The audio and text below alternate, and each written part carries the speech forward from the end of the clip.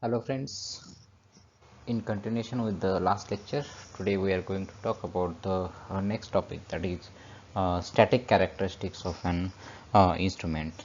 Right, if we just consider the any kind of the instrumentation, obviously they will deal with devices, and we take some observations on it, or try to measure the readings on it.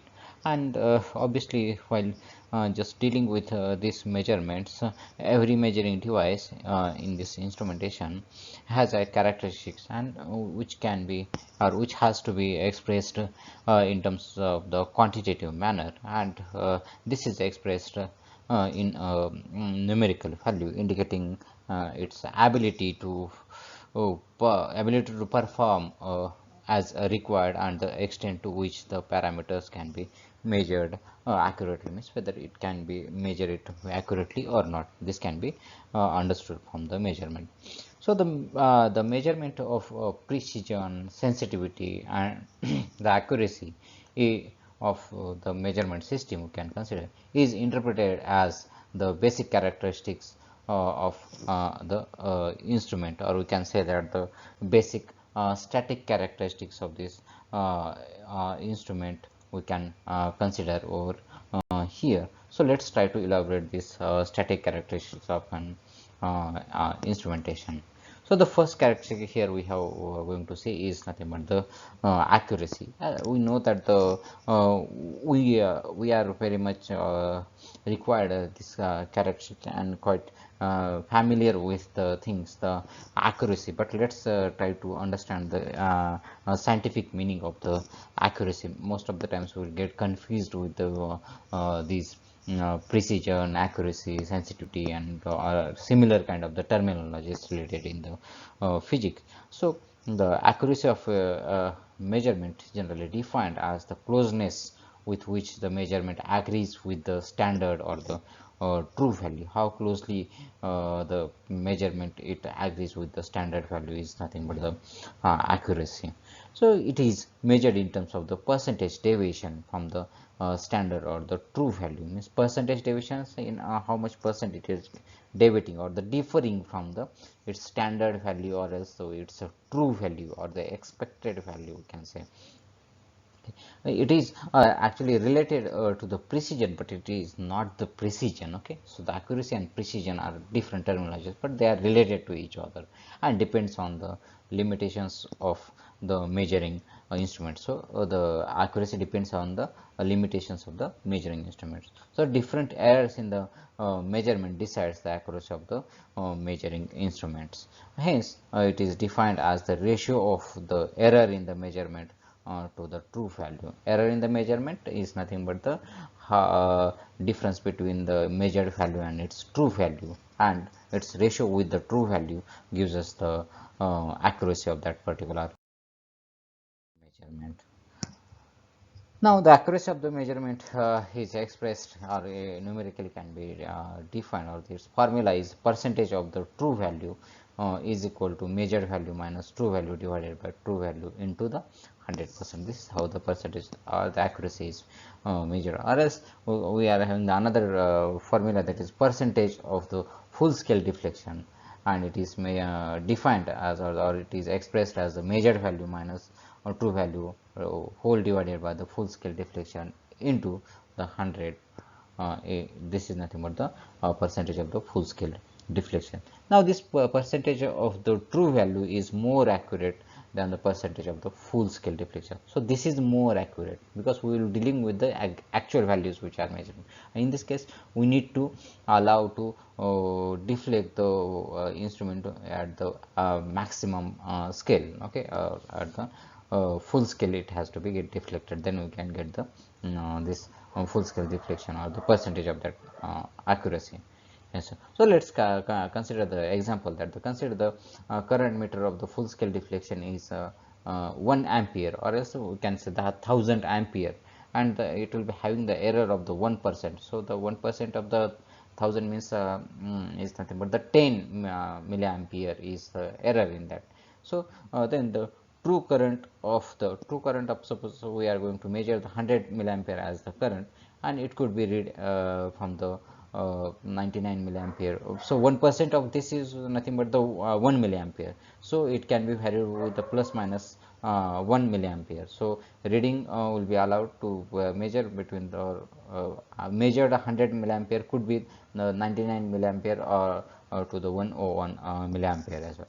But if you just look at the full scale deflection, could read it from the, because full scale will give us the 10 milliampere as its error, so it can give us the 90 milliampere to the 110 milliampere as its reading in between. So that could be considered as a accurate reading when full scale deflection is considered. So here we can say the 1 milliampere is the error bar, and in this case this is the 10 milliampere is the error bar is generated within it. Now the next terminology is nothing but the precision. So what is meant by the precision is nothing but the ability of an instrument to reproduce the set of the readings within the given accuracy.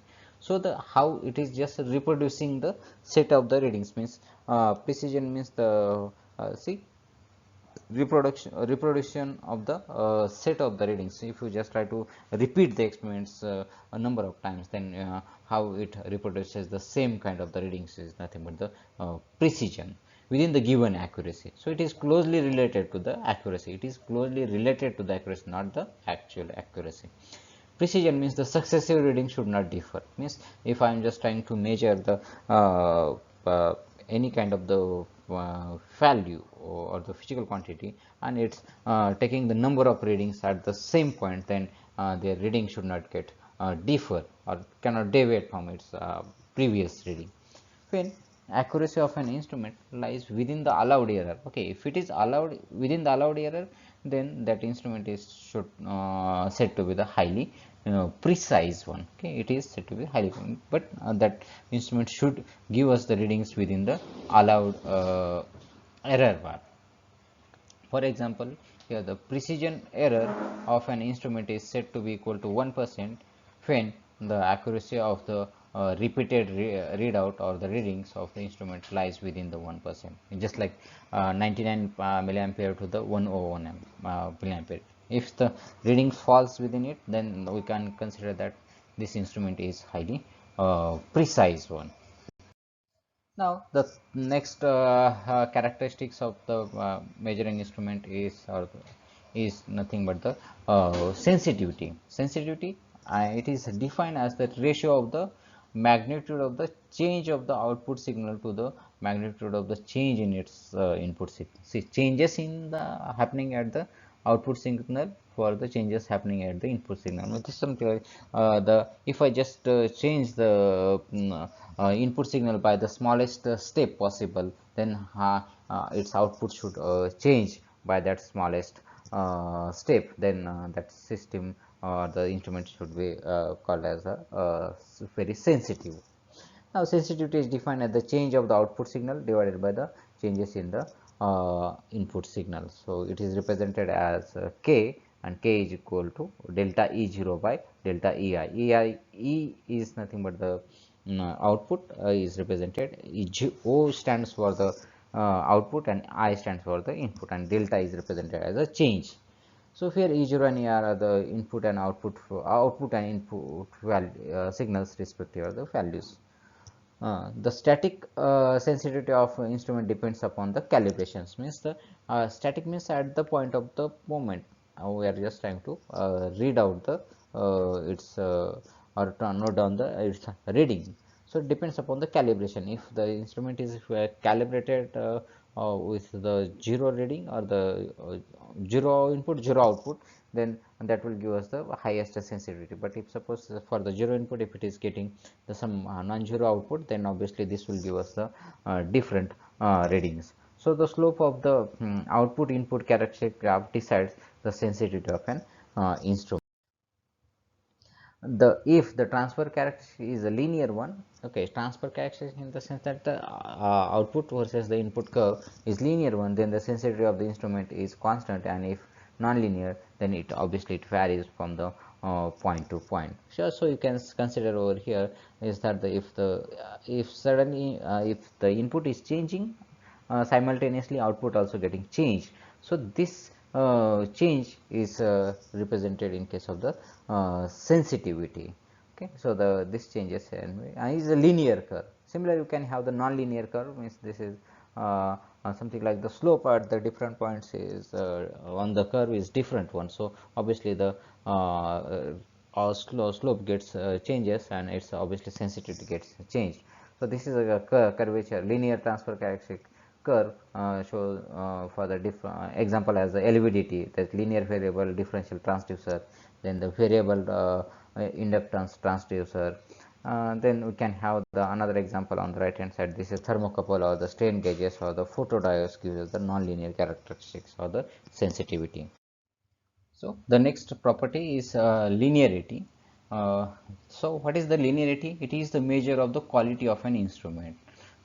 Uh, the closeness of an output value from the ideally fitted transfer curve of an instrument is called as the linearity one. Closeness of a output value from the ideally fitted transfer curve of an instrument is called as the linearity. Now, here the linearity is never achieved, and deviations from the ideal curves are known as the linearity tolerances. If the reading falls within the given tolerances, obviously we can call or consider this instrument is very shows the linear characteristics.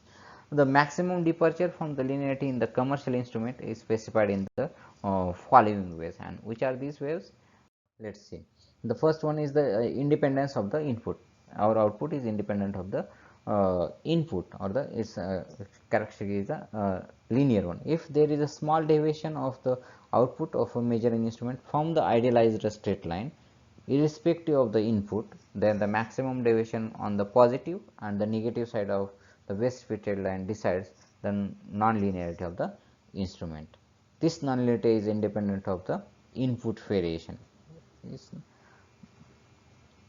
is measured in terms of the plus minus percentage of the full scale deflection as shown in the figure below. So independence of the input, this is the independence of the input graph we can consider for the some unknown device. Okay, we can see so this is the best fitted curve, and we can consider the maximum deviation on the either side. If this is a maximum deviation on the negative side, and this is maximum deviation on the positive side of the output we have considered. Similarly, we can have the deviations on the either side here as well as on the this side as well. Okay, this is on the positive side, this is on the negative side. So this is best fitted curve, but the actual curve is something like the sinusoidal, some non-linear it is showing. But if the if our reading lies within this dashed lines, parallel lines, then obviously we can consider that the instrument is a linear one. Okay, it gives us the values in the linear form. Now, dependence of the input.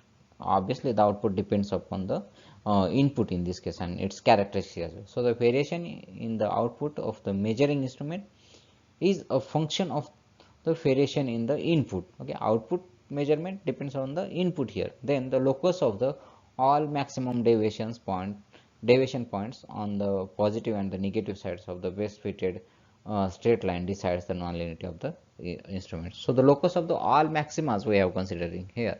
Maximum locus of means the points falling on that curves which are at the equal distance from the point of interest.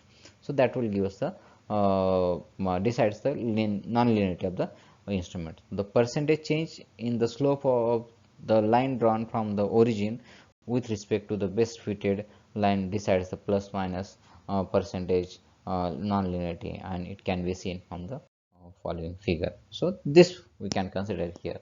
So dependence of the input here, the whatever the reading which is shown is a linear one, but if we just try to measure over the on this curve, it would be the very different one. So it is getting departed as we moving to the higher and higher values. Obviously we will be deviating our output values, because measuring at this point could be the different value, and if we just go beyond the more higher values, obviously it's non-linear behavior it shows. But still this is expected as the idealized curve, but the actual values are shown over here. So the regression coefficient would be the different in this case. Now here the linearity combined the independent and the proportional to the input. When there is a variation in the output proportional to the input for the certain region of the input output cache, means input output cache if you draw, and if you just consider the output is proportional to the input for the certain range, some part of the that characteristic curve, and independent of the input for remaining part of the input output characteristics curve, then okay, we can consider over here. So here best fitted straight line, but here it is a proportional, but here is a or if it is a now it is a, and there it becomes a uh, independent of the input here. Okay, so now the thing is that some part it is a linear one here, and other part is a proportional, it becomes a proportional one. So there is dependent of variation in the output from the best fitted line at the higher range, and independent of the variation in the lower range. So in the lower range it is we can consider here is the independent one, and here it becomes a proportional one. So then the nonlinearity of the instrument is specified uh, by the plus minus y percentage of the full scale deflection at the uh, output for the plus minus x, or the input change in the input. Here okay, so we stop here, and then maybe on the next lecture we'll see the remaining characteristics. Thank you.